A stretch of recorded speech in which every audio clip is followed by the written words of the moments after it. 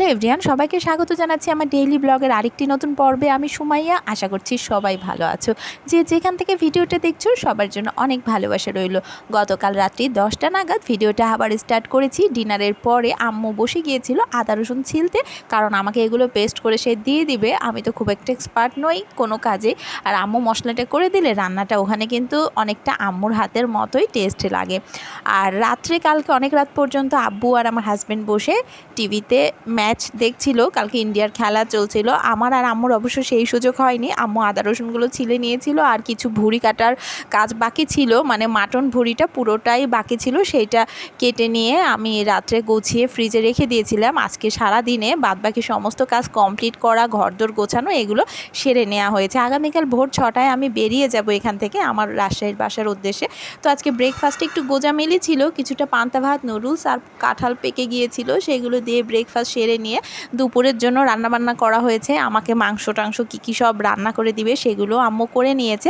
আর আমি ভাবলাম যে যেহেতু চলেই যাব আগামীকালকে, তার আগে তোমাদের সাথে বাবার বাসার ছোট্ট একটা ট্যুর দিয়ে দেই আমার নতুন বন্ধুদের জন্য। কারণ পুরনো বন্ধুরা অনেকবারই দেখেছো যে আমি এই সমস্ত ঘর তোমাদের সাথে শেয়ার করেছি, এর আগের ভিডিওগুলোতে আরও ভালোভাবে শেয়ার করেছিলাম।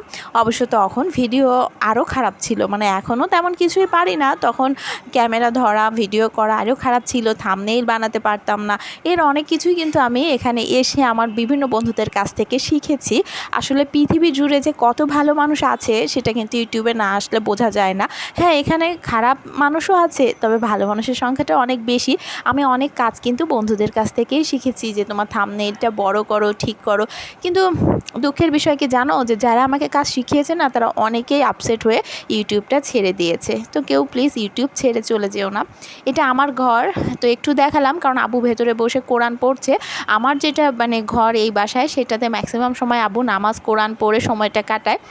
আর আমি যেহেতু থাকি না, আর ওই ঘরটাও নিরিবিলি। আর আম্মুর ঘর এটা, আম্মুর ঘরে আমি আর আমার মেয়ে বেশি সময় কাটাই আর কি আসলে। আর আমার মেয়ের আম্মুর ঘরটাই পছন্দ। আর আমার ছোটো বোন যেহেতু প্রবাসী থাকে না, তাই ওর ঘরটাও এই সময় একদম খালি পড়ে রয়েছে। আমার হাজব্যান্ড ওইখানে বসে কিছু অফিসিয়াল কাজ টাজ করে ল্যাপটপে আর কি। আমার মেয়ে তো সব সময় দুষ্টুমি করে, চিল্লাচিল্লি করে। একটা বাচ্চার জন্যই আমি ভয়েস দিতে পারি না, মানে সব সময় হই হই হই হই লাগিয়ে রেখে দেয়। এটা হচ্ছে আম্মুর বারান্দা। আম্মু এখানেও টুকটাক গাছ লাগিয়েছে, পুদিনা পাতার, আবার তালের বিচি রেখেছিল, তালের গাছ, খেজুর গাছ, এগুলোও গজিয়ে গেছে দেখলাম। এখন ভবিষ্যতে আবার দেখা যাবে কি, এখানে আম্মু চারা গজায়, মানে বীজ থেকে যে চারাগুলো গজায় সেগুলো আবার গ্রামের বাড়ির বাগানে নিয়ে গিয়ে কিন্তু লাগিয়ে দেয়। তো কখনো আবার দেখাবো তোমাদেরকে যে ওখানে এখানকার গাছগুলো ট্রান্সফার হয়ে গেছে। আর একদম মানে পুরনো মডেলের বাসা এটা।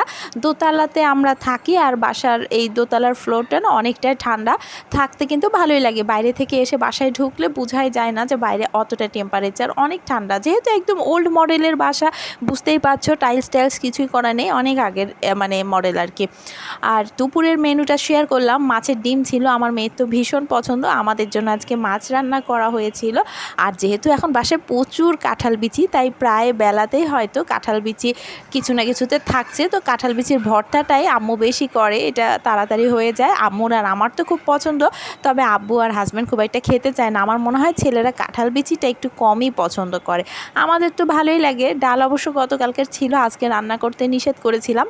আর মাংস টাংস অনেক কিছু আম্মু রান্না করেছে, সেগুলো শেয়ার করলাম না, এই জন্য যে ওগুলো না আমি বক্সে করে ক্যারি করে নিয়ে যাব। তো আগামী কালকের পরে আর কি খাওয়া দাওয়ার ভিডিও যখন শেয়ার করব, তখন তো তোমাদের বলতেই হবে যে এটা বাবার বাসা থেকে আম্মু দিয়ে দিয়েছে, বা আম্মু আমার জন্য এটা করে দিয়েছে। তাই আজকে আর ওগুলো দেখালাম না। আর আগামী কালকে তো দুপুরের খাবারটা আমরা ছোটো বোনের শাশুড়ি আম্মুর বাসাতেই খাবো, কারণ আন্টি আমাদের সবাইকে দাওয়াত দিয়েছে। আর আন্টির বাসাও রাজশাহীতে।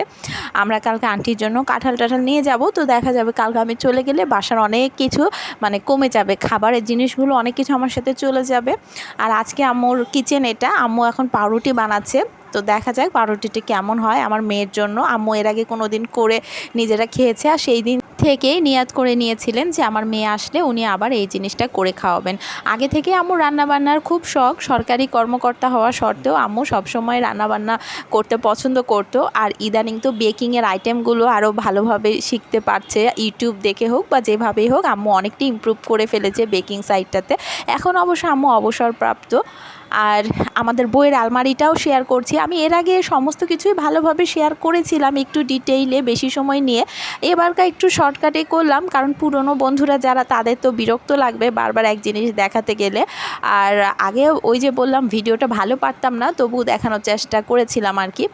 আর এই আলমারিটাতে আমার এত স্মৃতি, এত ভালো লাগা, এত ভালোবাসার স্পর্শ জমা আছে যে কি বলবো। অনেক বন্ধু বান্ধব গিফট করেছে, সেই বইগুলো রয়েছে, আত্মীয় পরিজন দিয়েছে, সেরকম বইও রয়েছে। প্রত্যেকটা বই, প্রত্যেকটা গল্পের সাথে আমাদের আলাদা করে একটা গল্প জড়িয়ে আছে। তারপরে আবার বিভিন্ন সময় পুরস্কার পেয়েছি বিভিন্ন অনুষ্ঠানে, সেই বইগুলো এখানে রয়েছে। তো স্বর্ণের গহনা দেখলে মেয়েদের যেমন এক্সাইটেশন হয়, আবেগ তৈরি হয়, হাত পা কাঁপে, আমারও এই বইগুলো ভিডিও করার সময় সেরকম হাতটা কাঁপছিল। এত আবেগ, এত ভালো লাগা, চোখে পানি চলে আসে, অনেক স্মৃতি মনে পড়ে যায়। তো আজকে আর ভিডিওটা বড় করব না, এখানে অনেক অ্যালবাম রয়েছে, অন্য কোনো সময় তোমাদের সাথে শেয়ার করব। কালকে চলে যাব, আজকে মনটাও ভালো নেই আর কিছু ভালোও লাগছে না আসলে। তো দেখা হবে পরের নতুন কোনো ভিডিওতে, এ পর্যন্তই, টাটা।